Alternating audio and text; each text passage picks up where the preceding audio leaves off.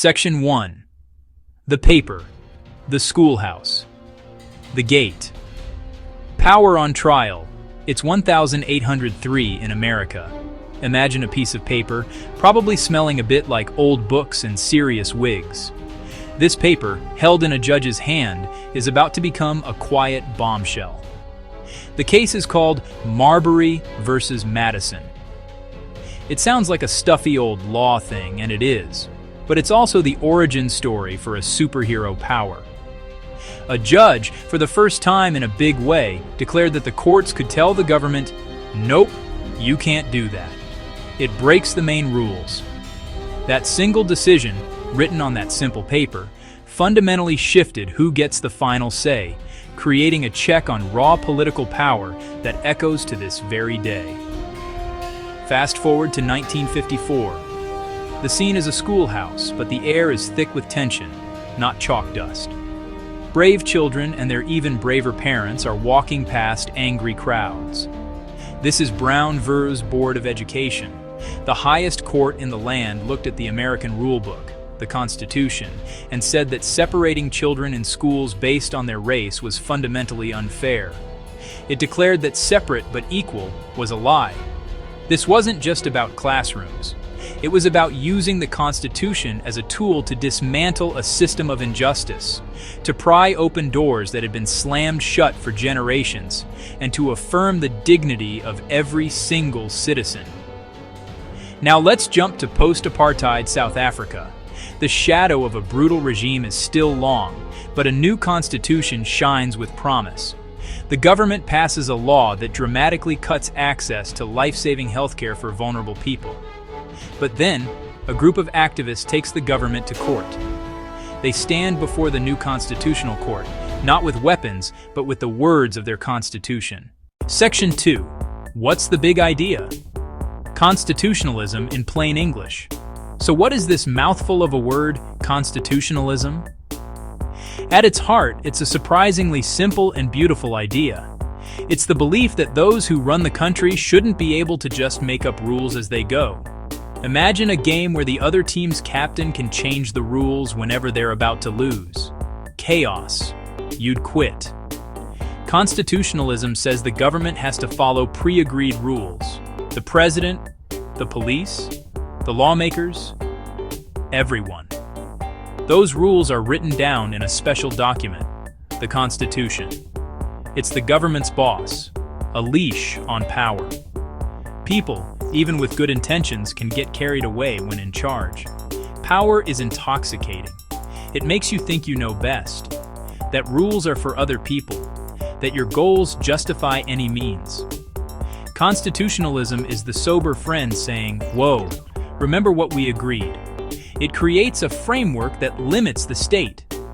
It's about defining boundaries so power serves the people, not the people in power.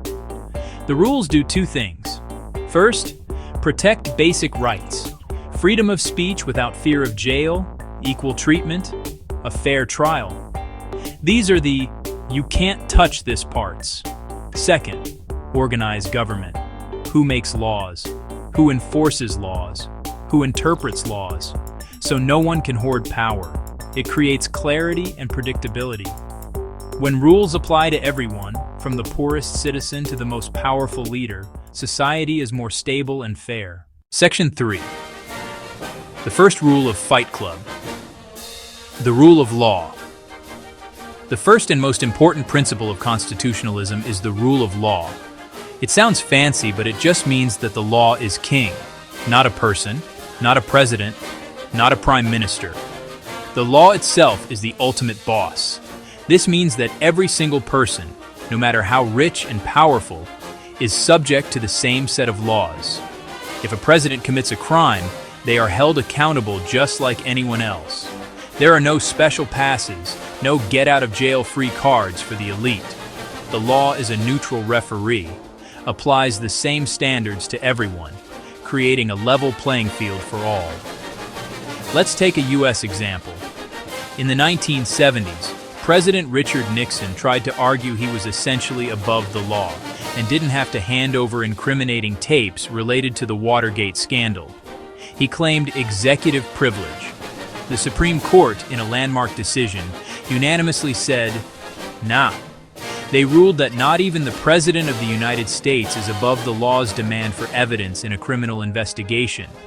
This was a powerful affirmation that the rules apply to the person in the highest office, not just the people who voted for them. The law ruled, and the President had to comply. The government itself is not above the law. It is a government of laws, and its officials are subject to the law. This sentiment, echoed by many jurists, captures the essence of this principle. When the law rules, it creates predictability and stability. You can go about your day knowing that the rules won't suddenly change based on a leader's mood. Businesses can invest and create jobs because they know their contracts will be enforced by a neutral legal system. The rule of law is the solid foundation upon which a fair and prosperous society is built, protecting us from the chaos of arbitrary power. Without the rule of law, you have the rule of whim. A leader could decide they don't like you and seize your property. A police officer could arrest you without cause. A powerful corporation could break its promises without consequence. It would be a world of might makes right, where the strongest and most connected always win.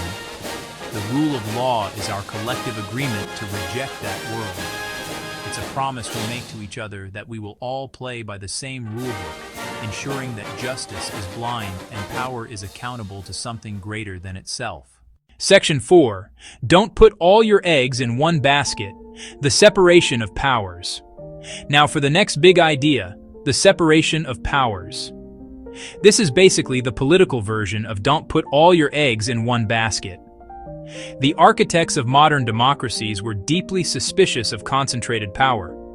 They knew that if you give one person or one group the power to make the laws, enforce the laws, and judge people under the laws, you're basically rolling out the red carpet for a tyrant.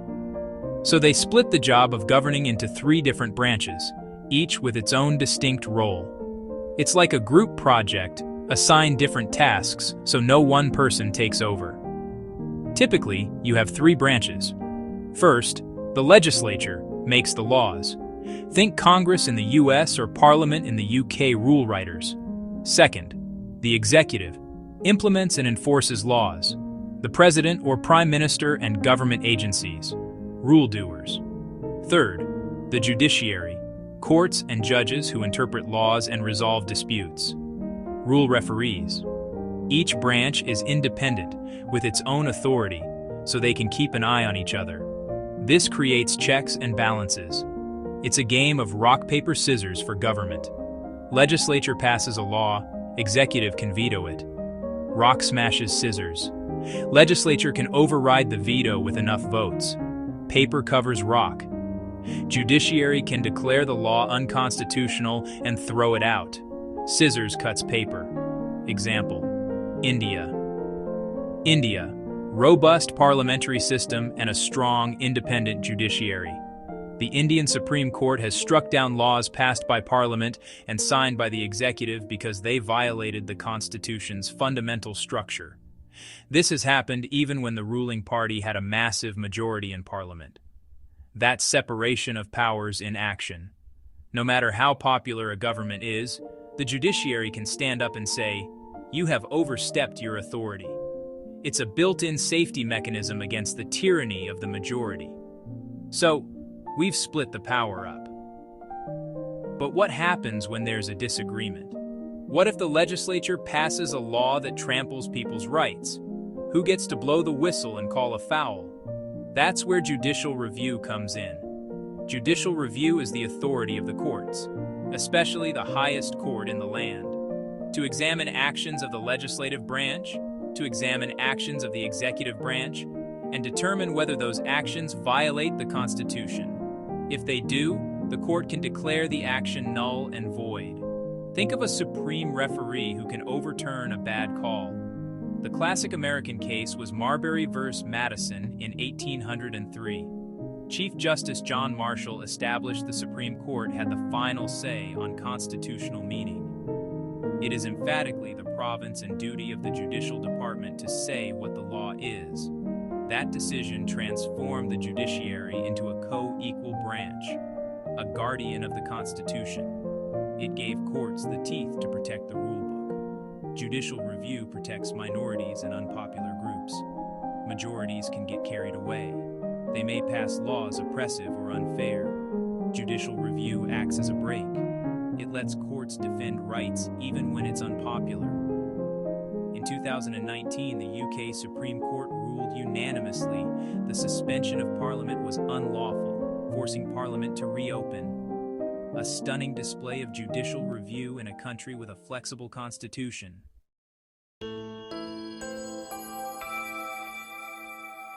Section 6.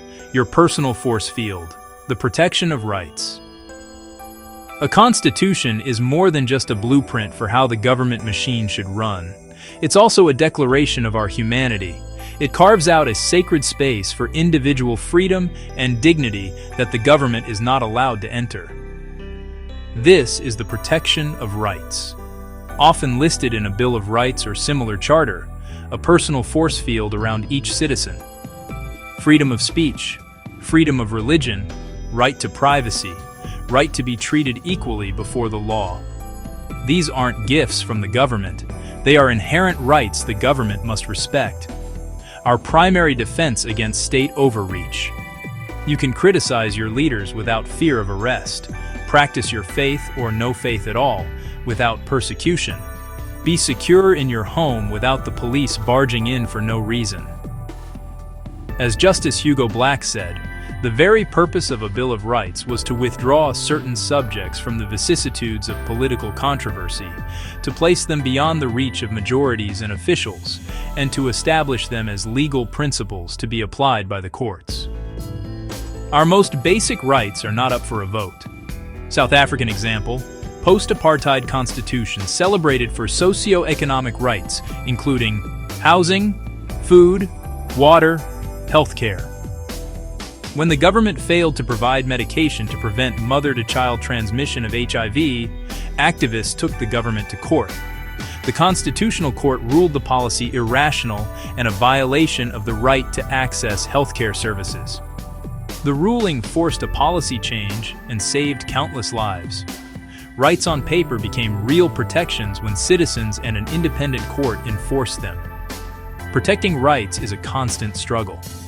Governments are tempted to limit speech in the name of national security or to profile certain groups in the name of safety.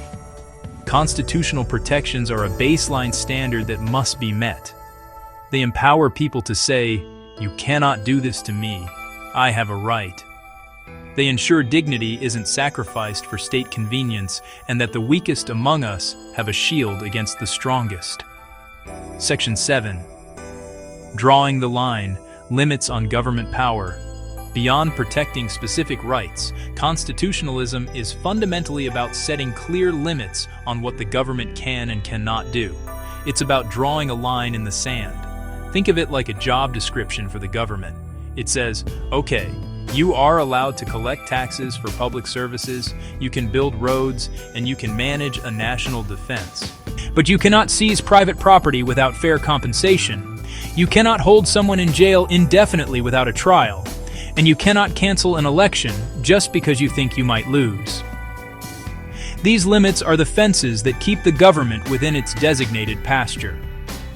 These limits are crucial for preventing the slow creep of authoritarianism. Power, if left unchecked, has a natural tendency to expand. A government might start with a small, seemingly reasonable measure, say, monitoring certain websites to prevent terrorism.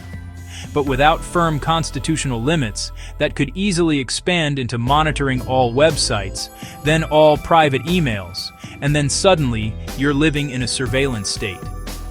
Constitutional limits force the government to justify its actions at every step and provide a clear legal basis for challenging any overreach. They are the guardrails that keep the car of state on the road of liberty. One of the most important limits is on the power to tax and spend. A constitution lays out the rules for how the government can raise money and what it can spend it on. In the US, for instance, the Constitution explicitly gives Congress the power to lay and collect taxes. But this power is not infinite. It has been checked by constitutional amendments and court rulings over the years. This prevents the government from simply taking as much money as it wants or spending it on the whims of the ruler. It ensures that the people's money is used for public purposes, subject to the review of the people's representatives. Another key area of limitation is in the criminal justice system. A constitution sets strict rules for how the state can exercise its most fearsome power, the power to deprive a person of their liberty.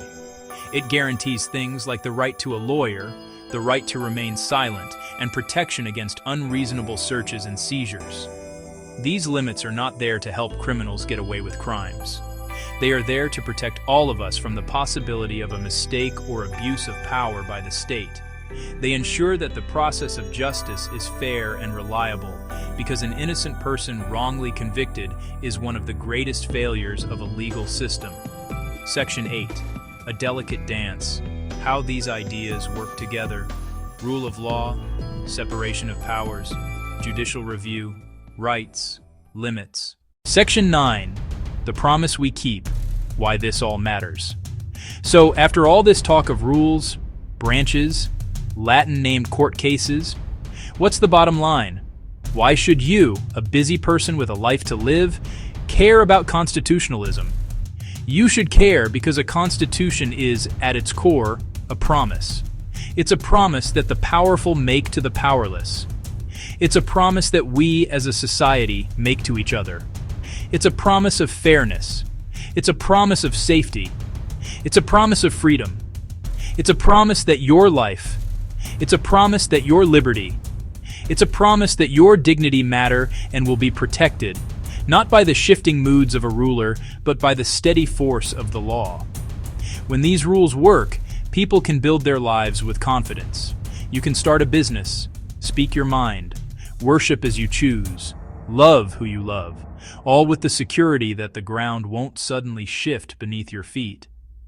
But when these rules are ignored or dismantled, the promise is broken.